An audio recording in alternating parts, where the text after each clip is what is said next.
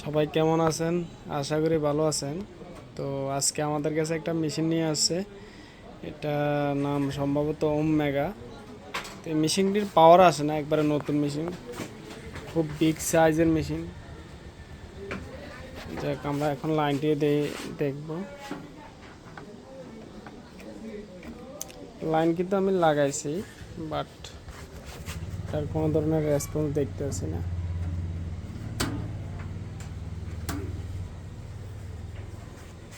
তাহলে পাওয়ার ডেট, কোনো পাওয়ার আসে না, বাট কোনো শর্টও নাই, কিন্তু পাওয়ার চালু হয় না।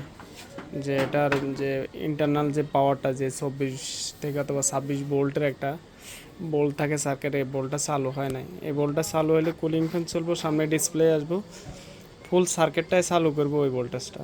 এই ভোল্টেজটা চালু হয় না। ওপো মেশিনটা খুলতো, এই মেশিনের ভিতরে কী আছে।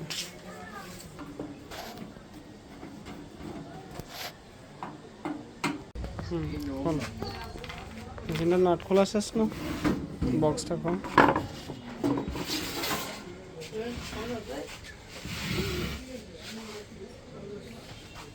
মেশিনের তো বিগ সাইজ মেশিন, কিন্তু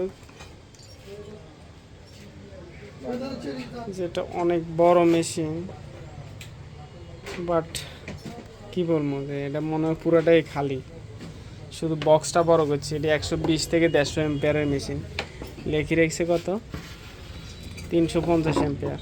এটা বুয়া। এটা কুলিং ফ্যানের লাইনটা খুলে দিয়েছে, আসেন এবারে পাওয়ার দিয়ে দেখি।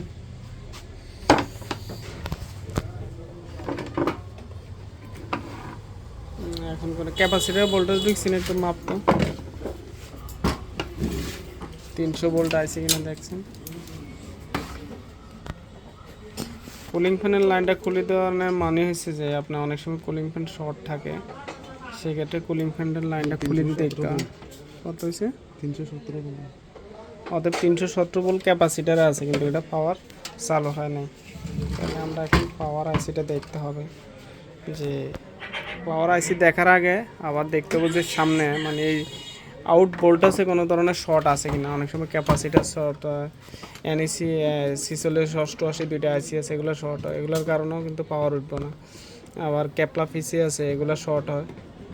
তো এই যে আইসি নাম্বারটা কত,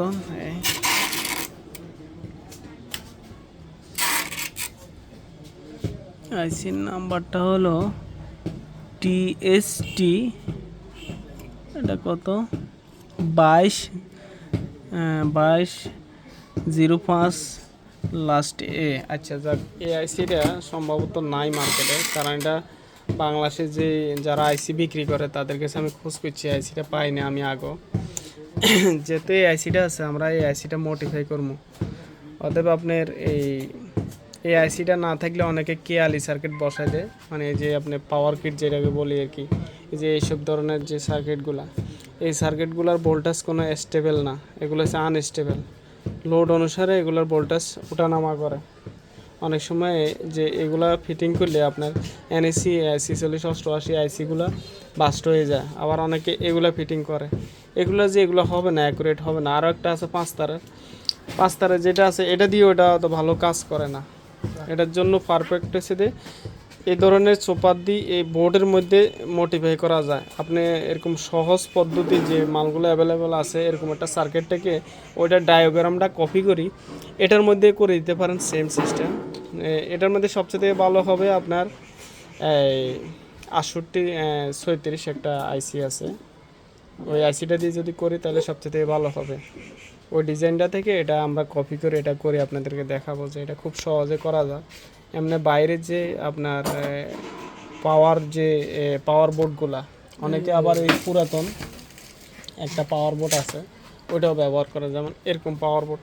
এগুলো হচ্ছে আপনার এই যে প্রিন্টারের পাওয়ার বোর্ড 24 ভোল্ট। তো এইগুলো অনেকে ব্যবহার করে, তো এগুলো দিয়ে অত ভালো রেজাল্ট আসে না। সবচেয়ে থেকে ভালো হয়েছে যে আপনার এই সার্কিট বোর্ডে মোটিফাই একটা পাওয়ার সোর্স তৈরি করলে সবচেয়ে ভালো হয়।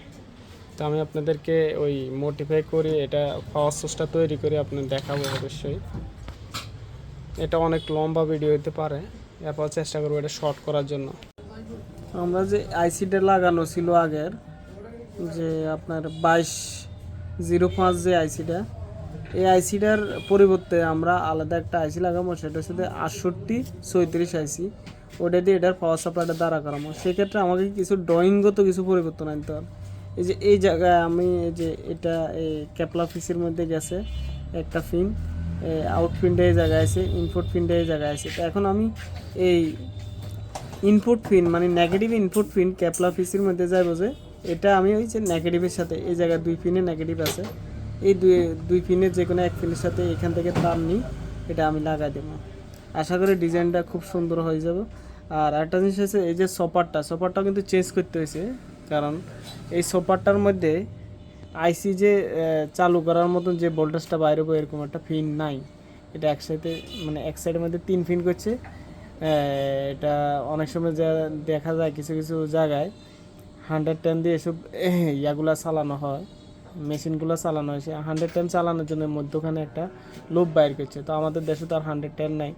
তো যেহেতু এটা আর ওই আপনার এই আলাদা একটা পিন আছে যে ভোল্টেজটা মানে বুস্ট করার জন্য, আইসিকে ভোল্টেজটা দেওয়ার জন্য, যে আইসিটা চালু করার জন্য আর কি।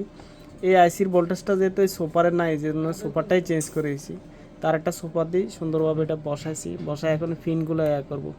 আবার এখানে আরও কিছু জিনিস আছে, সেটা হলো যেমন এটার এই যে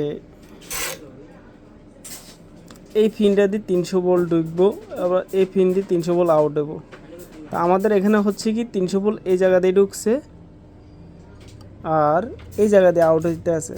তো আমরা করবো কি 300 ভোল্টটা এই জায়গার সাথে একটু তার টানে দিয়ে এটা আমরা এই জায়গায় লাগাই দিব, আর এই জায়গার পিনটা এখান থেকে দিয়ে দিব কালেকশন।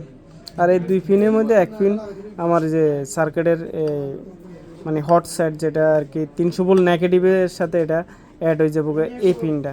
আর এই পিন থেকে এই ক্যাপাসিটারে একটা ডায়েট এবং কি 10 ওহমসের একটা রেজিস্ট্যান্স দিয়ে ফিট করে দেবো। এই জায়গায় একটা রেজিস্ট্যান্স ছিল 102, এটা পরিবর্তন করে আমি 20 কিলো একটা রেজিস্ট্যান্স বসাই দিছি। এই কাজগুলো করলে আশা করি পাওয়ার সাপ্লাইটা চালু হবে। যদিও এটা একটু মনে হয় যে বলার সময় অনেক কঠিন মনে হচ্ছে, কিন্তু যখন এটা কাজ শেষ হয়ে যাবো সেক্ষেত্রে এটা এত কঠিন মনে হইতো না এই আর কি।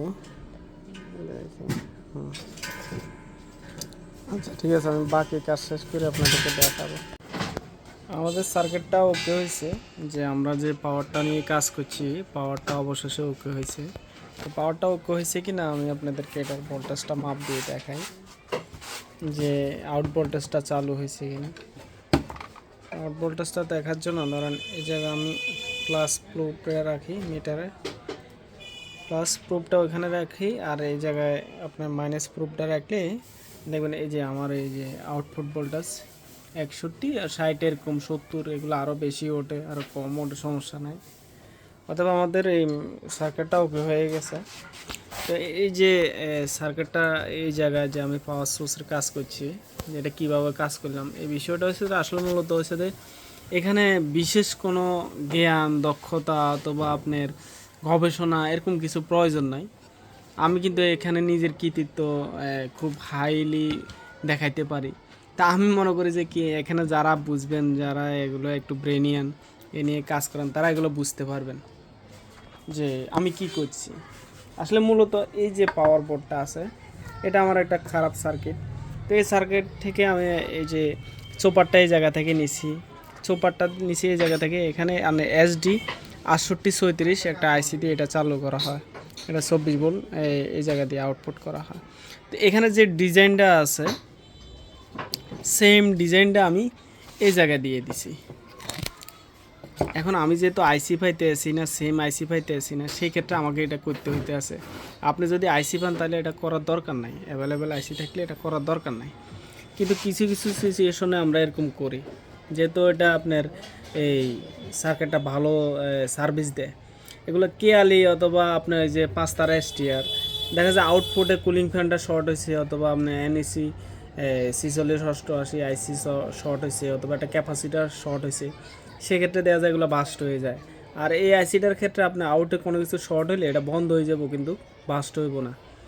আর অনেকগুলো দিক থেকে এই সিস্টেমটা, এই পাওয়ার সাপ্লাইটা এই সার্কিটটার জন্য খুব ভালো কাজ করে। তো আশা করি যারা এই আর্গন ওয়েল্ডিং মেশিনের কাজ করেন অথবা আপনার টি গ্যামে মেশিনে কাজ করেন তারা এই জিনিসগুলো ভালোভাবে বুঝবেন।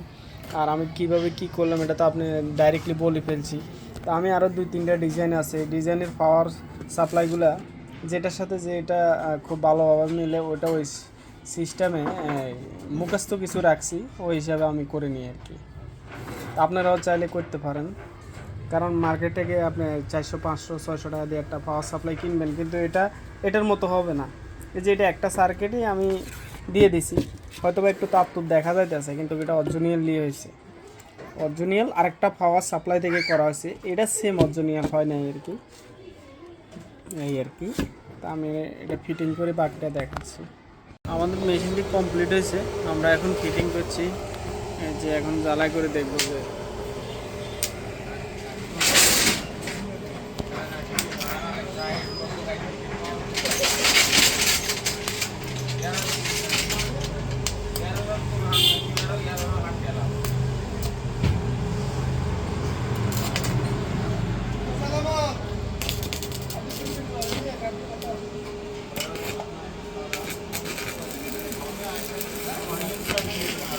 ঠিক আছে, আমাদের মেশিনটা ওকে হয়েছে।